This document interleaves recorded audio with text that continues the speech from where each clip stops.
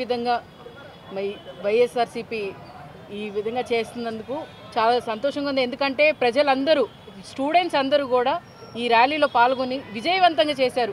గుంటూరు జిల్లాలోనే స్టూడెంట్స్ అందరూ ఎందుకనంటే ఎంత బాధపడుతున్నారు అనేది దీన్ని బట్టి అర్థమవుతుంది.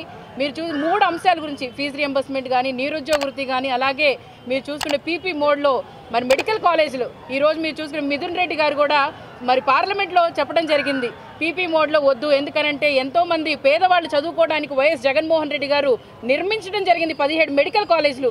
ఇప్పుడు దాకా 5 మెడికల్ కాలేజీలు స్టార్ట్ చేయడం జరిగింది. ఇంకా ఉన్న 12 మెడికల్ కాలేజీలు కూడా మీరు ప్రైవేటీకరణ చేస్తున్నారు. అది చేయకూడదు. ఎందుకనంటే ఇక్కడ ఉన్న వాళ్ళకి ఉద్యోగాలు రావు.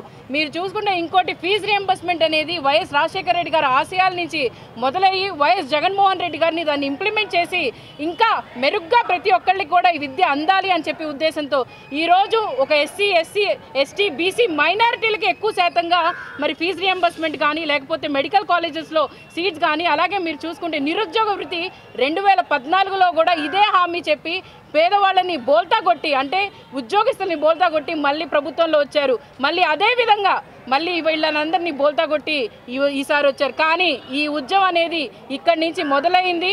ఖచ్చితంగా రానున్న 5 సంవత్సరాల్లో మీరు మాత్రం ఇప్పుడు ఈ ర్యాలీ కానీ, లేకపోతే ఇక్కడ జరిగిన ప్రతి ఒక్క విషయాన్ని మీరు దృష్టిలో పెట్టుకొని ప్రతి ఒక్కళ్ళకి, విద్యార్థులకు కానీ, లేకపోతే నిరుద్యోగులకు కానీ ప్రతి ఒక్కళ్ళకి న్యాయం చేయాలి. న్యాయం చేసే విధంగా మీరు న్యాయం చేసేదాకా మీ పోరాటం ఆపము. ఈరోజు ఈ జిల్లాలో మరి అంబటి రాంబాబు గారి ఆధ్వర్యంలో కానీ, లప్పిరెడ్డి గారి ఆధ్వర్యంలో కానీ, లేకపోతే మోదుగుల గారు కానీ, ఇక్కడ సమన్వయకర్తలు అందరం కలిసి, మరి విద్యార్థులు అందరం కలిసి ఈ ర్యాలీ చాలా చక్కగా నిర్వర్తించి ఎక్కడ కూడా ఎవరికి ఇబ్బంది రాకుండా మరి మెమరాండా ఇవ్వడం జరిగింది. ఆ మెమరాండా మీరు ప్రతి జిల్లా నుంచి కలెక్టరేట్ ఆఫీస్ నుంచి తెప్పించుకొని మీరు ఖచ్చితంగా దాని మీద కట్టుబడి ఉండి మీరు మార్పులు చేర్పులు చేసి ప్రతి ఒక్కళ్ళ హామీని మీరు నిర్వర్తించాలని ఈ ప్రభుత్వాన్ని, ఈ కూటమి ప్రభుత్వాన్ని మేము కోరుకుంటున్నాం.